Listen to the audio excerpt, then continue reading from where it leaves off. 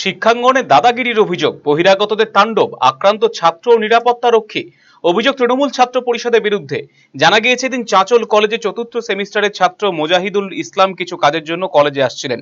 সেই সময় একটি গাড়ি দ্রুত গতিতে এলে প্রতিবাদ করে সে। এরপর গাড়িতে থাকা যুবকরা কলেজ চত্বর থেকে মোজাহিদুলকে টেনে নিয়ে গিয়ে মারধর করে। তাকে বাঁচাতে গেলে কলেজে এক নিরাপত্তা রক্ষীকেও হেনস্থা এবং মারধর করা হয় বলে অভিযোগ। ইতিমধ্যে সামনে এসেছে পুরো ঘটনার সিসিটিভি ফুটেজ।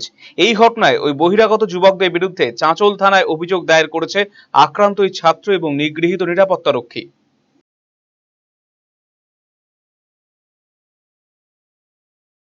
আর জল জমেছিল, সাইড দিয়ে যাচ্ছিলাম, 4-5 জন ছেলে জোরে একটা থার চালিয়ে আসছিল। এবার আমি আস্তে করতে বলেছি, হাত দেখিয়েছি। এবার ওরা জানালা খুলে গাঁজা টাজা খাচ্ছিল মনে হয়, সিগারেট, একজনের হাতে সিগারেট দেখেছিলাম, চোখ মুখ লাল হয়েছিল ওদের। এবার দরজা খুলে আমাকে গালিগালাজ করছে, আমি গালিগালাজ করা বারণ করেছি করতে। তখন বলছে তুই সামনে আয়। দিয়ে আমি সামনে আর যাইনি, আমি কলেজে কাজে গিয়েছি। দিয়ে এবার কলেজে আছি, তারপর 10-12 জন ছেলে কলেজের ভিতরে ঢুকে আমাকে টেনে নিয়ে এসে আবার আমাকে টানার সময় সিকিউরিটি গার্ড বাধা দিয়েছিল।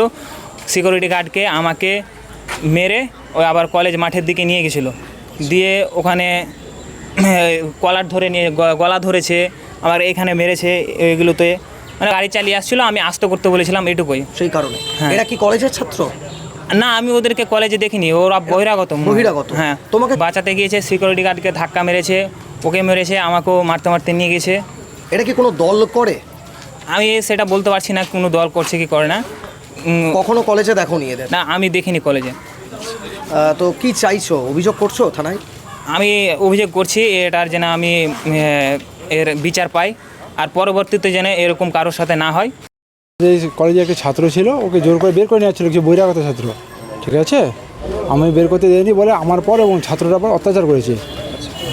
আমাকে চড়থাপ্পড় মেরেছে, আমার প্যান্ট ছেড়ে দিয়েছে এবং ছাত্রটাকে আমাকে বলেছে যে মানে কলেজ শেষ হওয়ার পর দেখা হলে মেরে ফেলবে, হুমকি দিয়েছে। কারা এরা? এরা বলতে পারছি না। এরা কি কলেজে এসেছিল? না, এরা কলেজে আসেনি। এটা কি বহিরাগত? এরা বহিরাগত। অন্যদিকে এদিন শামসি কলেজ প্রবেশ করা কয়েকজন বহিরাগতকে পরিচয়পত্র দেখাতে বলায় নিরাপত্তারক্ষীর সঙ্গে বচসা বাঁধে। তাকে ধাক্কা দেওয়া হয়। পরে এবিভিপির সদস্যরা ঘটনাস্থলে পৌঁছলে তাদের সঙ্গে ধাক্কাধাক্কি এবং মারধরের অভিযোগ ওঠে। আক্রান্ত হন কলেজ পড়ুয়া তথা এবিভিপি কর্মী সৌম্যদীপ মণ্ডল। খবর পেয়ে চাঁচল থানা বিশাল পুলিশ বাহিনী গিয়ে পরিস্থিতি নিয়ন্ত্রণে আনে। শামসি কলেজে মূলত যে ঘটনা, কিছু বহিরাগত 4-5 জন বহিরাগতরা কলেজে জোর জবরদস্তি ঢুকতে চায়। গেটম্যান তাদের কাছে আইডেন্টি কার্ড চাইলে তারা অন্যের আইডেন্টি কার্ড গেটম্যানকে দেখায়। এবার তখন গেটম্যান বলে যেটা অন্যজনের আইডেন্টি কার্ড, তখন তারা বলে যে চলো আমি প্রিন্সিপালের সাথে কথা বলবো। এবার তারা রীতিমতো ধাক্কা মারতেই গেটম্যানকে নিয়ে আসে। এবার যখন আমরা এবিপির ছেলেপেলে যখন আমরা এই জিনিসটা দেখতে পাই, তখন আমরা সেখানে স্যারদের কাছে যাই। এবার যাওয়ার পর দেখি তারা তর্কাতর্কির মাধ্যমে আবার সাইড থেকে ভিডিও করছে, তৃণমূলের ছেলে সব। এবার তারা যখন ভিডিও করছে, আমি তখন বারণ করি যে তোমরা এখানে স্যারদের সাথে তোমরা কথা বলছো, তোমরা ভিডিওটা কেন করছো? এই বলাতেই আমাকে তারা কলার ধরে মারতে শুরু করে। তারা আগে যেভাবে ক্ষমতা দেখিয়ে এসছে, তারা এখনও সেটা ভুলতে পারছে না। এই দুটি ঘটনায় তৃণমূল ছাত্র পরিষদের দিকে আঙুল তুলেছে অখিল ভারতীয় বিদ্যার্থী পরিষদের মালদা উত্তর নেতৃত্ব। কলেজগুলোতে তাদের ক্ষমতা হ্রাস পেলেও আস্ফালন বন্ধ হয়নি। ক্ষমতা দখলে তারা এবিভিপি কর্মীদের উপর চড়াও হচ্ছে বলে অভিযোগ করেছেন তিনি। দেখেন, একটা কথা বলবো আমি, শুধু এটা চাঁচল কলেজে না, শামসি কলেজেও আজকে ঠিক একই ঘটনা ঘটেছে। কিছু বহিরাগত ছেলে কলেজে ঢুকে আমাদের বিদ্যার্থী পরিষদের ভাইদের মেরে জামা ছিঁড়ে দিয়েছে, রক্ত বের করে দিয়েছে, এরকম একটা ঘটনা ঘটেছে এবং তার বিরুদ্ধে আমরা থানাতে এফআইআর করি। এটা খুব দ্রুত এটার কিছু একটা ব্যবস্থা হবে, এটা আমরা আশাবাদী। কারা এই হামলাটা চালাচ্ছে? এটা কত হিসেবে ঢুকতে চাইছে? এটা হামলা চালাচ্ছেদের নেতারা, তৃণমূল জড়িত আছে। 15 বছর কলেজে দুর্নীতি করে গেছে, ক্ষমতা দেখে গেছে। আর সবথেকে বড় বিষয় এইটা হচ্ছে ভর্তির সময়। এই সময়টা ছিল তাদের কাছে ক্রিম টাইম। প্রত্যেক বছর এক একজন 1 লক্ষ 2 লক্ষ টাকা করে মাথা পিছু ইনকাম করতে প্রত্যেক ছাত্রছাত্রীদের কাছ থেকে টাকা তুলতো। সেই জিনিসটা রীতিমতো বন্ধ হয়েছে, তার বিষয়টা তারা মেনে নিতে পারছে না। সেই কারণে তারা এই আতঙ্কবাদীর মতো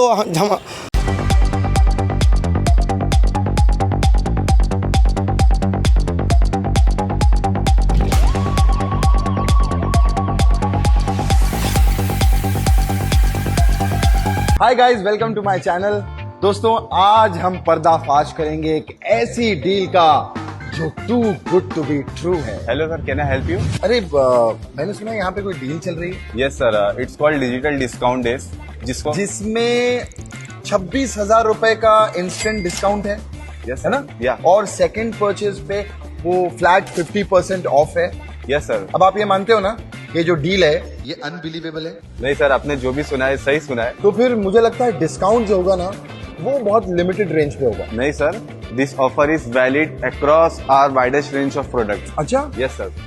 तो फिर मुझे लगता है फाइनेंस ऑप्शन जो है वो बहुत कम होंगे। बिल्कुल नहीं सर। सर यहाँ मल्टीपल फाइनेंस ऑप्शन और पेपर फाइनेंस दोनों है सर। सच? Yes sir. अरे वाह यार, तो मुझे फिर वो एसी और टीवी के रेंज दिखाओ ना। Please come sir. दोस्तों, आज एक बात सच साबित हुई है कि कभी कभी डील्स को डाउट करते करते क्रेजी अनबिलीवेबल डील्स जो है मिल भी जाती है। जैसे कि रिलायंस डिजिटल का डिजिटल डिस्काउंट डेज, जिसमें आपको मिलते हैं 26,000 instant discount on leading bank cards और flat 50% off on second purchase. बस इतना ही नहीं, बहुत कुछ है। और एक्स्ट्रा ऑफर्स के लिए ना मेरा कूपन यूज करना, #we love you Krishna. No sir, अरे मैं मजाक कर रहा था। मजाक।